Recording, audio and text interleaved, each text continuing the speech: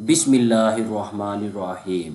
लाखों करोड़ों दुरूदो सलाम आखिरी नबी मोहम्मद सल्लल्लाहु अलैहि वसल्लम पर। Welcome to E test academy and E test academy YouTube channel.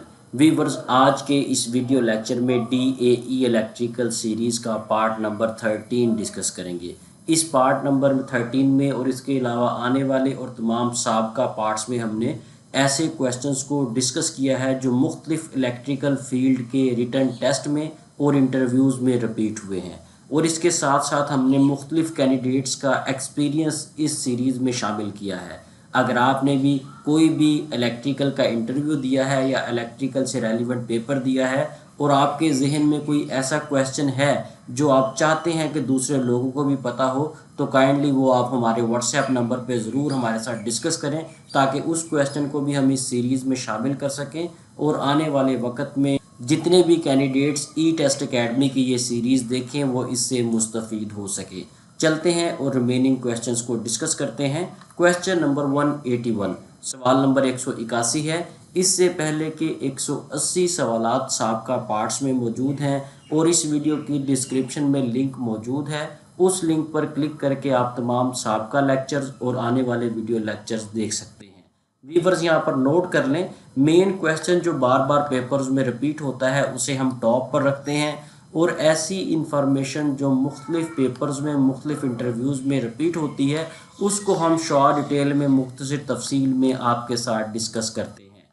तमाम क्वेश्चंस को इसी तरह मुकम्मल वजाहत के साथ डिटेल के साथ डिस्कस करेंगे, ताकि आने वाले वक्त में अगर कोई कैंडिडेट 10, 20, 30 साल के बाद भी वीडियो लेक्चर देखे तो उसका ज़्यादा से ज़्यादा फ़ायदा हो सके। इसलिए मेन क्वेश्चन के साथ साथ शॉर्ट डिटेल को भी लाजमी तैयार करें, ताकि आने वाले पेपर्स में आपके काम आ सके।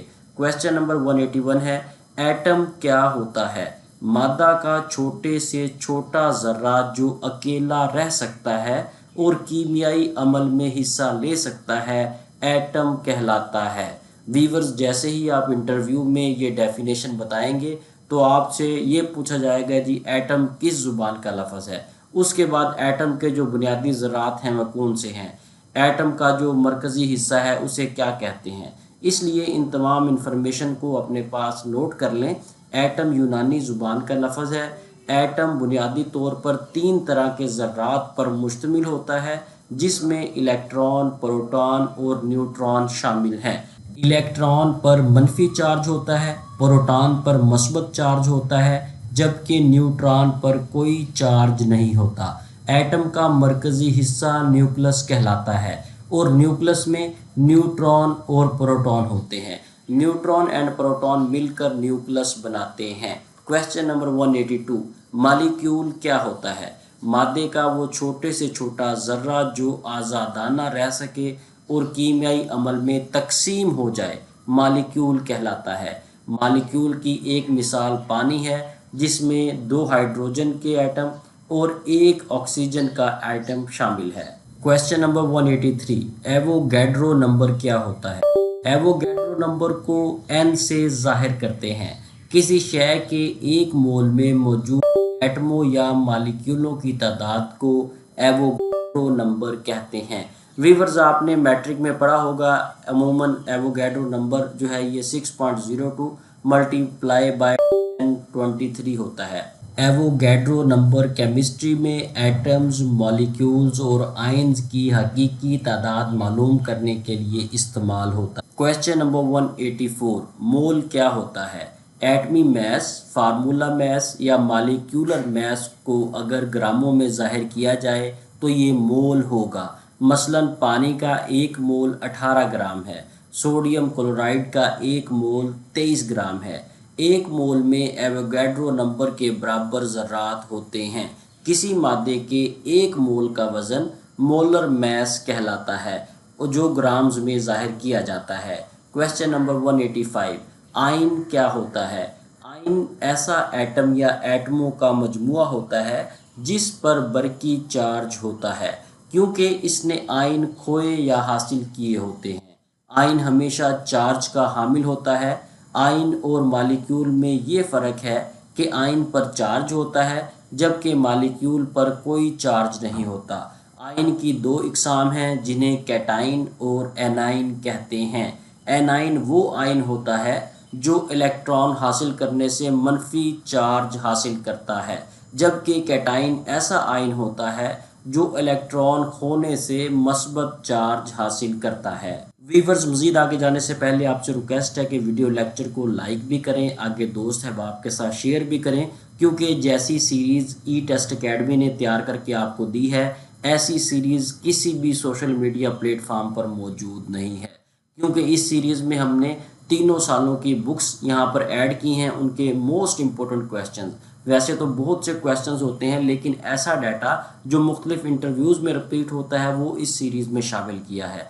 अगर आप चाहते हैं कि फ्यूचर के जो रिमेनिंग पार्ट्स हैं उनका नोटिफिकेशन आपको मिल सके, वो वीडियो लेक्चर भी आप देख सकें, तो ई टेस्ट अकेडमी का ये ई टेस्ट यूट्यूब चैनल सब्सक्राइब कर लें, ताकि जैसे ही नेक्स्ट पार्ट हम अपलोड करें फौरी तौर पर आपको उसका नोटिफिकेशन मिल सके। इसके साथ साथ व्यूअर्स नोट कर लें, इलेक्ट्रिकल बेस्ड जॉब्स की तैयारी के लिए ई टेस्ट अकेडमी ने लेटेस्ट एडिशन गाइड तैयार कर ली है। ये ऐसी गाइड है जो इलेक्ट्रिकल से रिलेटेड किसी भी पोस्ट में आपके लिए हेल्पफुल रहेगी, चाहे इलेक्ट्रिकल इंजीनियरिंग है, चाहे इलेक्ट्रिकल सुपरवाइज़र है, चाहे आप वापडा में अप्लाई करें, चाहे आप एटॉमिक एनर्जी में करें, चाहे आप किसी प्राइवेट सेक्टर में जाएं, किसी भी इलेक्ट्रिकल बेस्ड जॉब के लिए आप अप्लाई करेंगे तो हमारी ये गाइड आपके लिए मोस्ट इम्पोर्टेंट साबित होगी। अगर आप चाहते हैं ये गाइड आप बजरिया डाक हासिल करें तो आपके सामने ई टेस्ट अकेडमी का ऑफिशियल व्हाट्सएप कॉन्टैक्ट नंबर मौजूद है। इस व्हाट्सएप कॉन्टैक्ट नंबर पर रब्ता करें और घर बैठे ये गाइड बजरिया डाक हासिल करें। नोट फरमा लें, व्हाट्सएप पर या PDF में किसी तरह का डाटा या गाइड्स हम प्रोवाइड नहीं करते। ई टेस्ट अकेडमी सिर्फ और सिर्फ हार्ड फॉर्म में बुक्स प्रोवाइड करती है। क्वेश्चन नंबर 186, आइसोटॉप क्या होता है? किसी एलिमेंट के ऐसे एटम्स जिनके एटमी नंबर्स एक जैसे हों और एटमी वज़न मुख्तलिफ हो आइसोटॉप कहलाते हैं। आइसोटॉप्स मेडिकल तशख़ीस, रेडियोथेरापी और आसार कदीमा में उम्र मालूम करने में इस्तेमाल होते हैं। अगर आप देखें तो कहीं पर कोई गड्ढा खोदा जाए या कहीं पर किसी बिल्डिंग के नीचे से कोई मुजस्मा मिले या कोई ऐसी चीज़ मिले जो काफ़ी पुरानी है, चाहे वो इंसानी ढांचा है या कुछ भी है, तो उसकी उम्र मालूम करने के लिए भी आइसोटॉप का इस्तेमाल किया जाता है। क्वेश्चन नंबर 187, आइसोबार क्या होते हैं? आइसोबार एटम्स की एक किस्म है। ये ऐसे एटम होते हैं जिनका मैस नंबर एक जैसा होता है, जबकि एटमी नंबर मुख्तलिफ होता है। आइसोटॉप्स में प्रोटॉन एक जैसे और न्यूट्रॉन मुख्तलिफ होते हैं, जबकि आइसोबार में प्रोटॉन और न्यूट्रॉन मुख्तलिफ लेकिन इनका मजमूआ एक जैसा होता है। क्वेश्चन नंबर 188, कीमियाई बॉन्ड क्या होता है? कीमियाई बॉन्ड वो कुव्वत है जो एटमों को जोड़कर मॉलिक्यूल या कंपाउंड बनाने में मदद देती है। कीमियाई बॉन्डिंग तीन किस्म की होती है, जिसमें आयनिक बॉन्ड, कोवलेंट बॉन्ड और मेटालिक बॉन्ड शामिल हैं। आयनिक बॉन्ड ऐसे बॉन्ड्स होते हैं जो इलेक्ट्रॉन मुंतकिल करते हैं। कोवलेंट बॉन्ड्स ऐसे बॉन्ड होते हैं जो इलेक्ट्रॉन शेयर करते हैं। मेटालिक बॉन्ड धातुओं में इलेक्ट्रॉन आज़ाद होते हैं और एटमों को जोड़ते हैं। वीवर्स, ये शॉर्ट सी आपको इसकी डेफिनेशन बताई है, जहन में रखिएगा, कई पेपर्स में ये डेफिनेशन रिपीट होती है। सबसे पहले आपसे बॉन्ड की तारीफ़ पूछी जाएगी, उसके बाद उसकी इकसाम पूछी जाएंगी, उसके बाद फिर इनकी डेफिनेशन पूछी जाएगी। ये अपने पास लिख लें। अगर आपने ई टेस्ट अकेडमी से गाइड मंगवा ली है तो लिखने की ज़रूरत नहीं है, क्योंकि हमारी गाइड में ये तमाम इन्फॉर्मेशन मौजूद है। अगर आपने ई टेस्ट अकेडमी से गाइड नहीं मंगवाई तो ये इन्फॉर्मेशन अपने पास लिख लें, क्योंकि बार बार जितने भी आप इंटरव्यू देंगे इलेक्ट्रिकल से रेलिवेंट, आपसे ये क्वेश्चन ज़रूर रिपीट होगा। क्वेश्चन नंबर 189, तेज़ाब क्या होते हैं? ऐसे मुरक्कबात जिनमें प्रोटॉन H+ देने का रुझान हो तेज़ाब कहलाते हैं। तेज़ाब का जायका खट्टा होता है, इलेक्ट्रिक करंट को गुजरने देता है। तेज़ाब की मिसालों में हाइड्रोक्लोरिक एसिड, सल्फ्यूरिक एसिड और नाइट्रिक एसिड वगैरह शामिल हैं। क्वेश्चन नंबर 190, असास क्या होते हैं? ऐसे मुरक्कबात जिनमें प्रोटॉन लेने का रुझान ज़्यादा हो असास कहलाते हैं। असास का जायका कड़वा होता है। असास अगर कपड़ों को लग जाए तो फिसलन पैदा करता है। असास सुर्ख लिटमस पेपर को नीला और नीले लिटमस पेपर को सुर्ख कर देता है। असास की मिसालों में सोडियम हाइड्रोक्साइड, पोटाशियम हाइड्रोक्साइड और कैल्शियम हाइड्रोक्साइड वगैरह शामिल हैं। वीवर्स मज़ीद आगे जाने से पहले नोट कर लें, ये तमाम के तमाम सवालात आप ई टेस्ट अकेडमी की वेबसाइट www.etest.com.pk पर भी रीड आउट कर सकते हैं।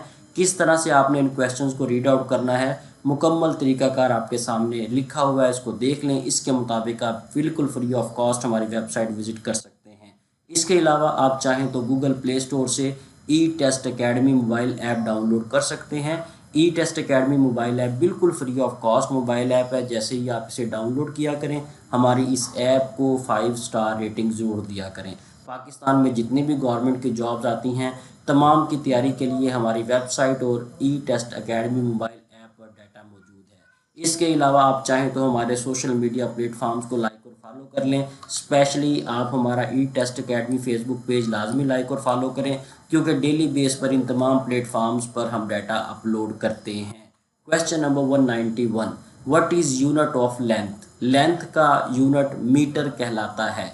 वीवर्स, मुख्तलिफ इंटरव्यूज़ में मुख्तलिफ यूनिट्स रिपीट हुए हैं। ये मोस्ट इंपॉर्टेंट क्वेश्चन है। अगर ये कहा जाए कि ये क्वेश्चन ऑलमोस्ट हर इंटरव्यू में रिपीट होता है तो ये गलत नहीं होगा। यहाँ पर नोट कर लें, लेंथ का यूनिट मीटर है, मास का यूनिट किलोग्राम है, टाइम का यूनिट सेकंड है, टेम्परेचर का यूनिट केल्विन है, इलेक्ट्रिक करंट का यूनिट एम्पेयर है और इंटेंसिटी ऑफ लाइट का यूनिट कैंडेला है। Question number 192, what is formula of distance? Distance का फार्मूला कई रिटन पेपर्स में रिपीट हुआ है।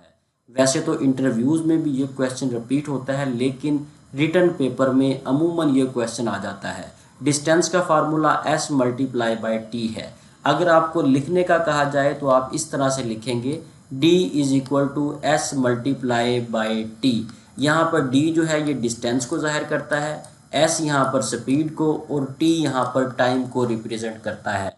जैसे ही आप इंटरव्यू में बताएंगे d is equal to s multiply by t, तो आपसे पूछा जाएगा d क्या है, s क्या है और t क्या है। इसलिए ये तमाम चीज़ें आपको पता होना चाहिए। Question number 193, the fan is working. यहाँ पर ऑप्शन ए सही जवाब है। वीवर्स, अगर आप कीज़ उठाएं तो ऑप्शन ए ही आपको मिलेगा, लेकिन अगर आप बेस्ट ऑप्शन देखें तो बेस्ट ऑप्शन यहाँ पर रनिंग बनता है। अगर यहाँ पर ये लिखा जाए कि फ़ैन इज़ रनिंग तो ये भी गलत नहीं होगा। आई थिंक ये ज़्यादा बेस्ट है, लेकिन मसला ये है कि हमारी कीज़ में ऑप्शन ए ही आ रहा है। जो मुख्तलिफ पेपर्स में ये क्वेश्चन रिपीट हुआ है, इलेक्ट्रिकल से रेलिवेंट जॉब्स में इंग्लिश के क्वेश्चंस भी आते हैं, तो वहाँ पर वर्किंग ही करेक्ट आंसर है। Question number 194, UPS stands for. UPS stands for uninterruptible power supply.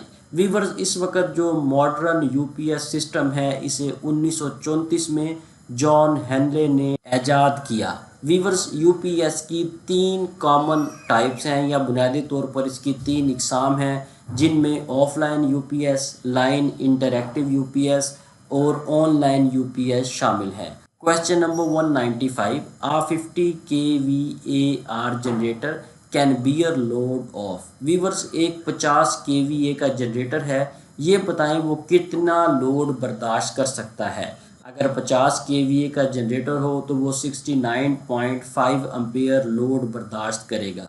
Viewers, यहाँ पर नोट कर लें, kVAR मल्टीप्लाई बाय 1.39। जब आप इसको मल्टीप्लाई करेंगे, आप आगे kVA जो लोड है कितना kVA था वो यहाँ पर लिखेंगे, तो आपके सामने इसकी कैलकुलेशन आ जाएगी। यहाँ पर फॉर एग्ज़ाम्पल अगर यहाँ पर कोई कुछ और दिया गया हो, 50 की बजाय यहाँ पर 100 दिया गया हो या 200 दिया गया हो, 500 दिया गया हो, आपने परेशान नहीं होना। ये फार्मूला है, इस फार्मूले में आपने वैल्यू पुट करनी है।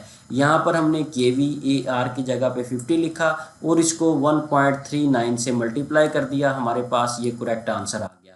वीवर्स, अगर आपको 500 kVA का कहा जाए तो यहाँ पर आपने 500 लिखना है और 500 को आपने 1.39 से मल्टीप्लाई कर देना है। जो भी करेक्ट आंसर होगा वो आपको मिल जाएगा। वीवर्स, ये सेम क्वेश्चन आपको एक और एंगल से पूछा जा सकता है। यहाँ पर तो ये पूछा गया कि 50 kVA का जनरेटर कितना लोड उठाएगा। अब आपसे ये कहा जाएगा कि ये बताएं 50 kVA का जनरेटर है तो हमें बेस्ट एफिशिएंसी चाहिए, हमें अच्छी एफिशिएंसी चाहिए, हमें किसी किस्म का इशू नहीं चाहिए, तो हम 50 kVA जनरेटर पर कितना लोड डाल सकते हैं। तो आप जहन में रखें, जितने एम्पेयर लोड आपका निकलता है इस फार्मूले से जितना आपका लोड निकलेगा, दोबारा मैं इसे हाईलाइट करता हूँ, इस फार्मूले से आपका जितना भी लोड निकलेगा, इस लोड का 80% जो है वो आपको बेस्ट एफिशिएंसी प्रोवाइड करेगा। जिस तरह यहाँ पर 69.5 सही करेक्ट आंसर आया, यानी कि ये लोड जो है 69.5 एम्पेयर 50 केवीए जनरेटर उठा सकता है। तो हम क्या करेंगे, 69.5 का हम 80% निकाल लेंगे। 80% यहाँ पर 55.6 एम्पेयर आएगा। तो हम ये कहेंगे कि 55.6 एम्पेयर ऐसा लोड है जो 50 केवीए जनरेटर आसानी से बर्दाश्त कर सकता है और इस जनरेटर की एफिशिएंसी पर भी फ़र्क नहीं आएगा।